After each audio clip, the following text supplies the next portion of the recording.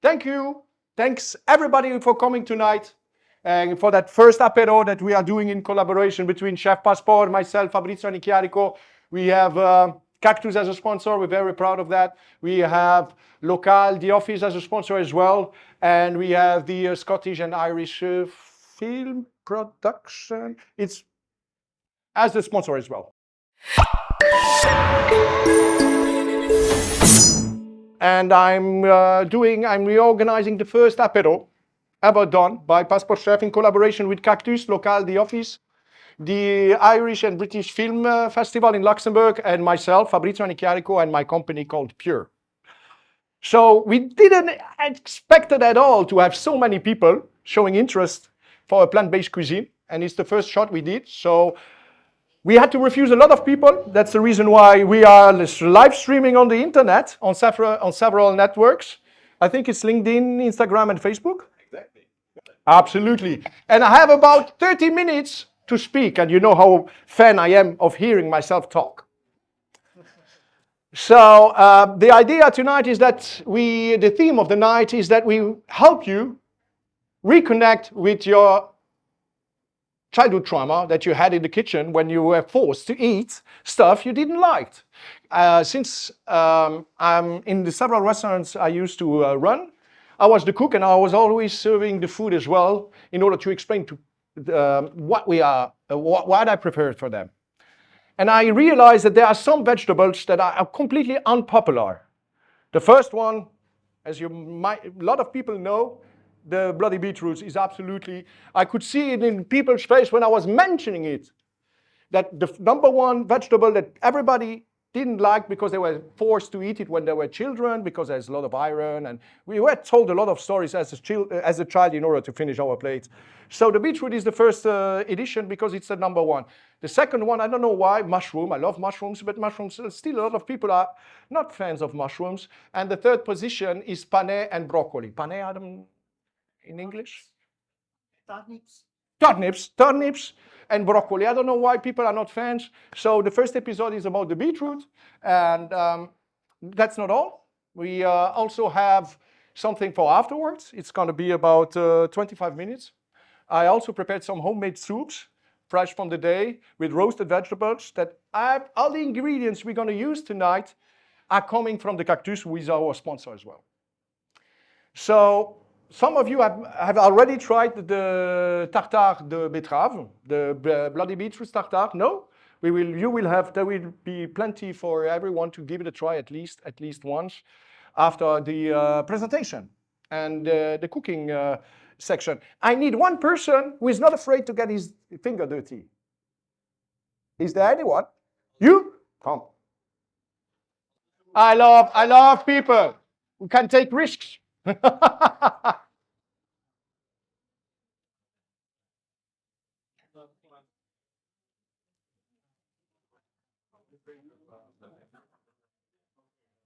You should come now. I'm coming. Left side or right side? Come here. What's your name? George. George, Fabrizio. Please an applause for George. He had the courage to come over here. Thank you for coming, George. The first thing you're going to do is you're going to go wash your hands. Exactly. So water is here. I have gloves afterwards for you.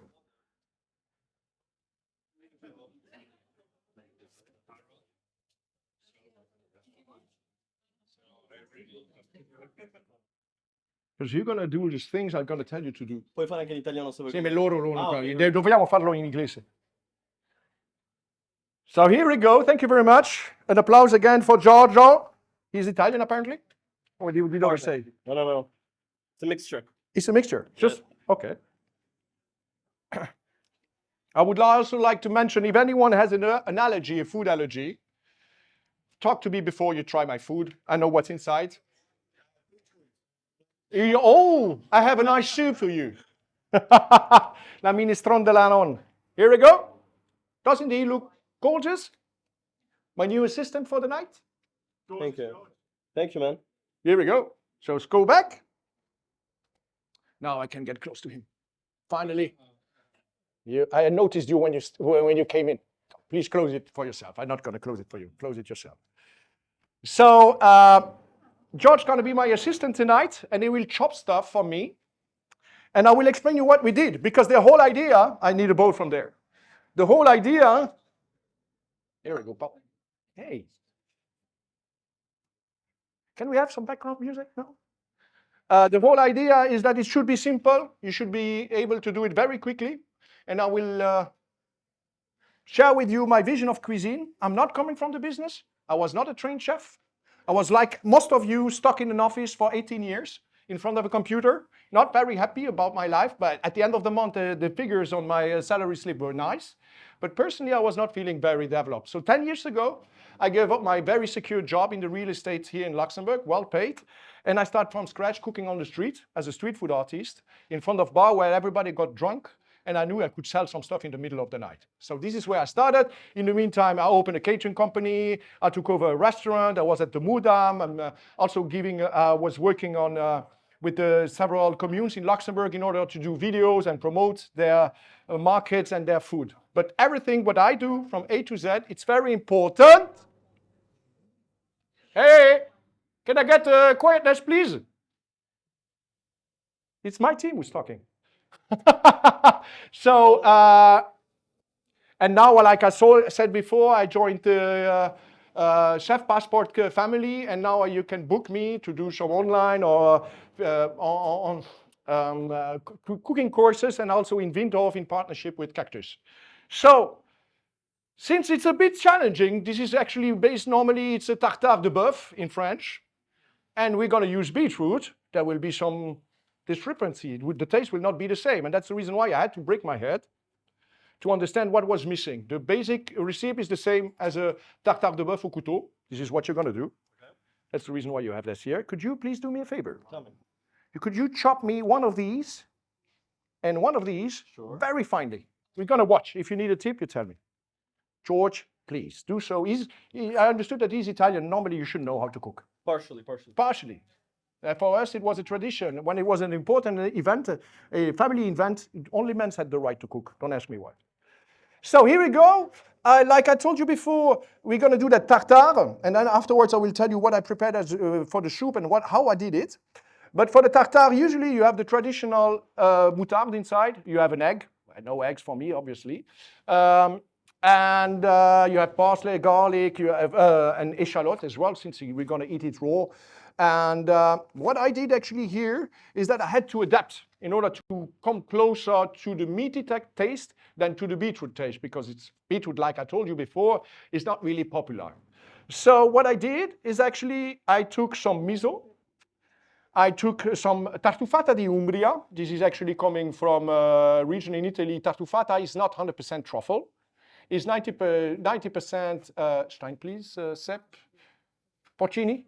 Yeah, mushroom. Porcini in English is... Porcini. Okay, it's porcini. 90% porcini, 10% truffle. This is tartufata. It's typical from the mountains of Umbria. This is what I use. I also use some crema di balsamico for the sweet part in order to bring that nice texture. And also added some black bean miso in order to give that little flavory, meaty taste. You're doing a great job, actually, I must say. Thank you. I'm always looking for extras. No worries. You can send your resume if you want to. I'm kidding. I'm also looking for an ophthalmologist who wants to work with me in any case. Okay. So if somebody has a card to sell or something, you can tell it now. So very quickly, like I said, the idea is to have the truffle, the tartufata, and the miso that's going to bring that flavor that is missing in the beetroot. The ideal thing is that, since you know, I'm assuming everybody knows that we have 5 directions in flavors: the acidity, the sweet, the spicy, the umami, and the salty. So the idea is that every dish should be somehow covering all these, the spectrum of the taste. So that's the reason why sometimes when you cook, there's something missing. Most of the time, it's that it's the salt that is missing in the food in case of. But you have to think like these 5 different flavors that has to be in every dish. In some dishes, it's more acid, less acid, obviously. So what we did is that we took some parsley. What I did is that I took some parsley. I cut it in by knife. I did au couteau. and I added very finely chopped red echalot, and I mix them all together with the beetroot that you have to cut. I will show you how. Yes. And then now what I'm going to do in the meantime, while he's cutting, I'm going to do the mixture with the different elements. I have some amazing, where is she? I saw you. Amazing Italian, she's hidden there. She brought me the nice Italian olive oil, freshly pressed for this year. Wait a second, I'm going to go and get a bowl. Sorry, I have to pick it from there. We don't have it in the kitchen. Sorry for that. Do this.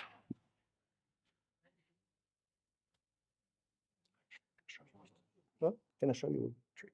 I rolled it already. Oh, No, you can roll it, but if you use this part of the knife, you can use the weight of the knife. okay. Thank you. When you roll it, you do this. If you use the top part, you don't have any strength. If I'm wrong, just correct me, please. Like I said, I am not a trained chef. I'm a guy who's living 24/7, his passion and his life, and it's cooking. So you know. So very quickly, I'm going to use the bowl here. I'm going to add. Christina, where are you? I cannot see my team. Christina? She's out. Okay. We have the receipt. I don't know if she brought it here, but she might send it because I understood that everybody had to give his email address. We can send you the receipt for this and for one of the soups that really is standard, a standard receipt, something I do when you like I did last time at the Cactus in Bantaf. So I added, you will see the quantities. I stopped using spoons and stuff. I use my eye, like my grandmother. I remember when I wanted to start in this as a chef, a cook, learning to cook properly in order to earn a living out of it. You can cut them now. Cubes or slices? Yeah. No, you're gonna cut it like it's a piece of meat. Okay, carpaccio. Okay. Yeah, you know. You're gonna, Big chunks or? yeah, you can. Okay. And then you cut it smaller. You can see here you have the size of one. Applaud to George. He's doing an amazing job. Thank you very much for doing it.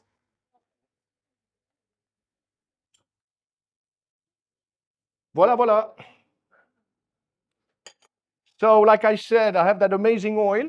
I'm going to add a little bit of mustard. It's important, not too much.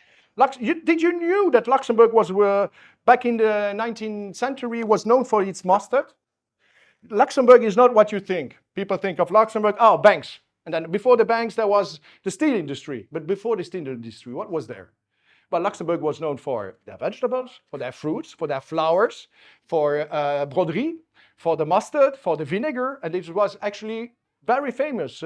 People in Paris were going crazy to have Luxembourgish product. Unfortunately, they found some metal in the, and then it turned into another economy. But I would have preferred it would have said the other one. So yes, Luxembourgish mustard is very famous and is very good. You don't even have to go and look for another one. The one in Luxembourg is amazing. What we're going to do is that I'm going to add also a little bit of tartufata inside, not too much.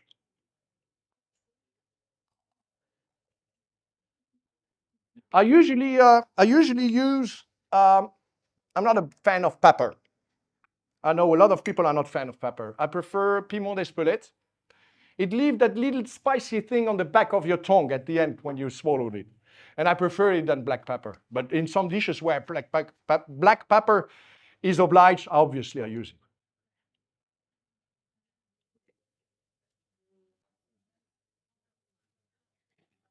Since I didn't brought my miso, instead I brought some shoyu. So you know. It's easier if you don't have miso. It's not that easy to find. You can find it in Asian stores and some big. I think Cactus has some. Obviously they have because it was coming from there. Sorry, and but if you don't, you can use soy sauce. You can use tamari. You can use shoyu. It's fine. You just have to be careful. The idea is to rectify all the time in order to be sure that it's not too much, because when there is too much salt, it's very difficult. The only spice that is really difficult from the flavors to take out of a dish is salt. You can use lemon, you can use sweet, you can use a lot of things, but people will see that you are trying to mask that flavor that is too strong. So, you know, amazing. Could you please put it inside here? All of it? Yes. Can we have a look at what George did before? You need the recognition for what you did. Yeah. First of all, you had the courage to say you would come, and I appreciate that. So as you can see, he chopped it really professional, I must say. Well, this is completely improvised. I don't know this guy. He's not a paid actor to do that, okay? I wasn't supposed to come here tonight, but You see? And for those who were hesitant, you missed your chance to be under the spotlight. Here we go.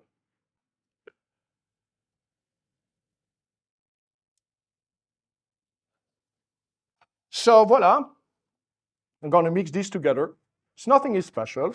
The whole idea is, how did I start it? And this is where everybody needs to understand. There is no proper way to do something.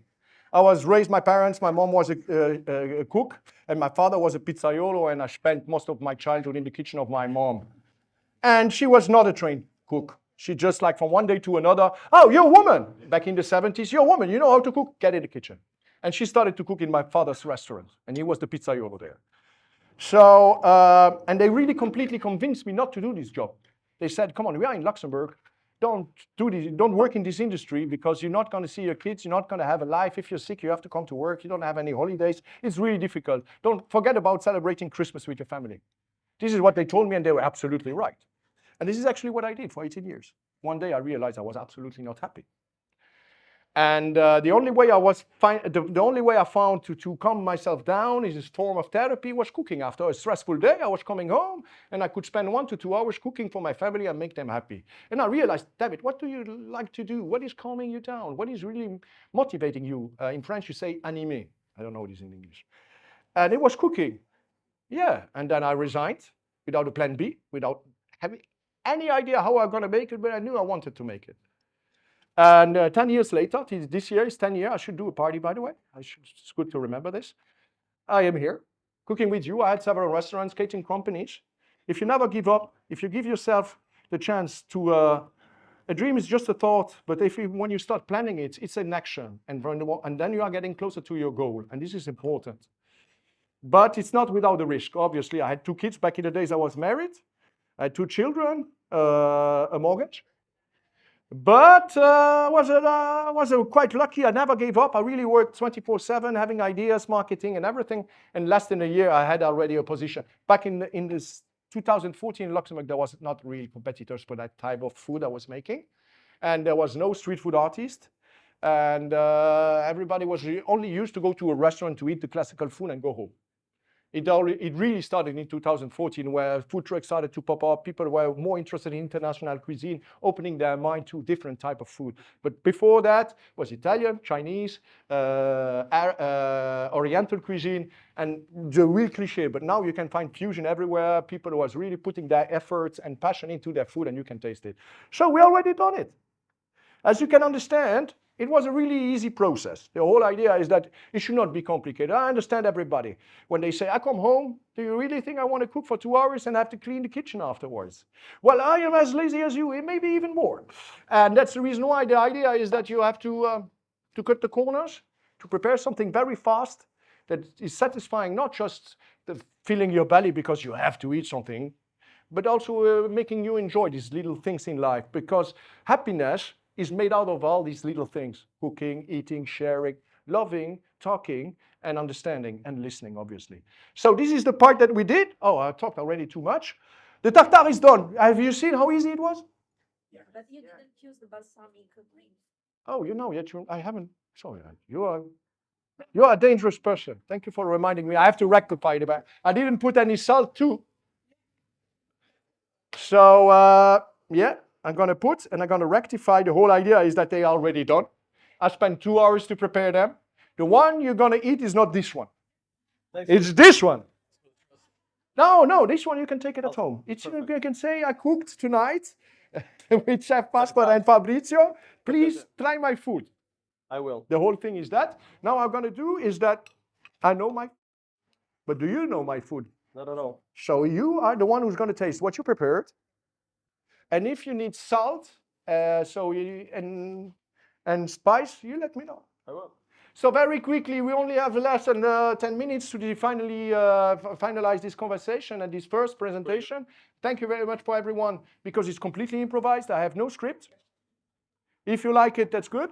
But before we finish, I just would like to give you a few tips how I make the soups. All of my soups are roasted in the oven, except the minestrone for good reasons. Minestrone is very difficult.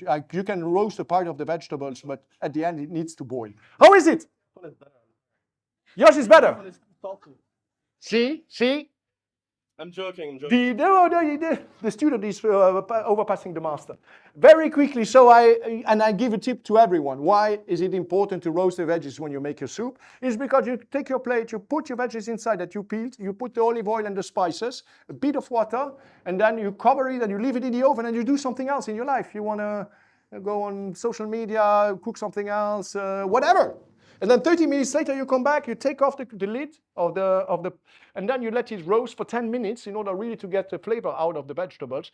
Why am I roasting all my vegetables before I cook? Instead of making them boil? Well, by boiling it, you lose a lot of nutrition. You overcook it most of the time. It's too liquid. There you master the whole process of the preparation of the soup. Like I said, you roast your vegetables, you uncover them for the last 10 minutes so that they get a bit crispy, and then you take a high-speed blender, and then you can use hot water, and you're going to master the texture from A to Z. It's not going to be too thick or too thin. The problem is that if it's too thick, it's easy. Add water and rectify. But if it's too liquid, it's going to be difficult. I hate people who put flour and stuff like that in order to make it too... Come on, I'm going to get sick of this. So this is for the pumpkin soup I did. Obviously, when people came to my place, they were saying, when I cook carrot soup, people don't like it. My kids don't eat it. But when I come with your carrot soup, I don't even get a spoon. Why? I said, because, let me guess, you put carrots, salt, pepper, oil. Yes, how do you know it's pure? I said, oh, it's so boring, I wouldn't eat it myself. You have to add potatoes, you have to add garlic, you have to add onions, you roast everything, you can put leek, it's perfect for the season. I even put some in the pumpkin soup, I even put some green peas. It was important.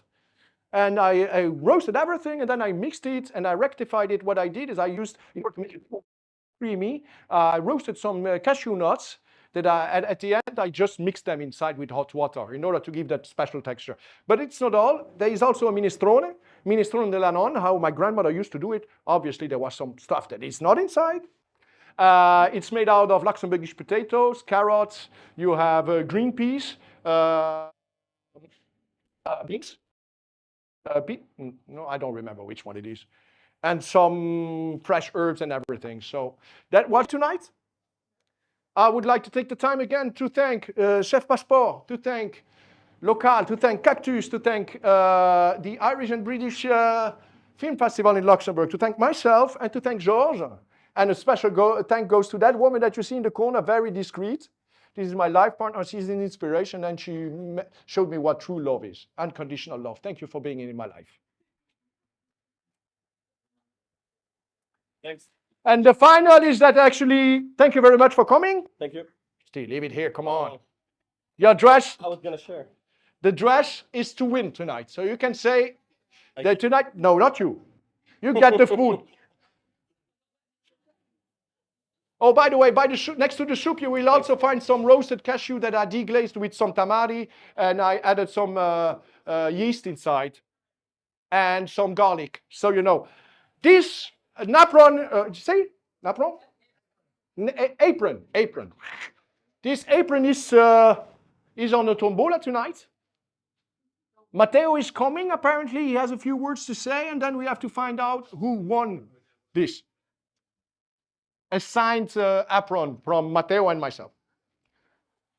Can you hear me? 1, 2, 1, 2. Well, just 3 seconds. Welcome again. Thank you very much for joining us tonight. I hope you enjoyed the cooking. How did it go, Fabrizio? Well, it was better than I thought. Okay, fantastic. So I just want to really thank everyone. This was just one of the many events like this that we're probably going to do starting this year. So we plan to repeat format with different cuisines, different chefs at ChefPassport, probably on a monthly basis going forward. So yeah, I just would like now to announce that we are going to have a winner. Christina? So there will be one lucky view that will actually, we need a, that's what we need a drawing mechanism. Yes, I'm here. No, actually, we need a drawing mechanism that we, because we're a high tech company, we Yes. actually built a system to draw one lucky person of you that will win. It's there. And this is what Jojo weird. It's a real one. Okay, but that was it. I know. I don't Okay. know what it was.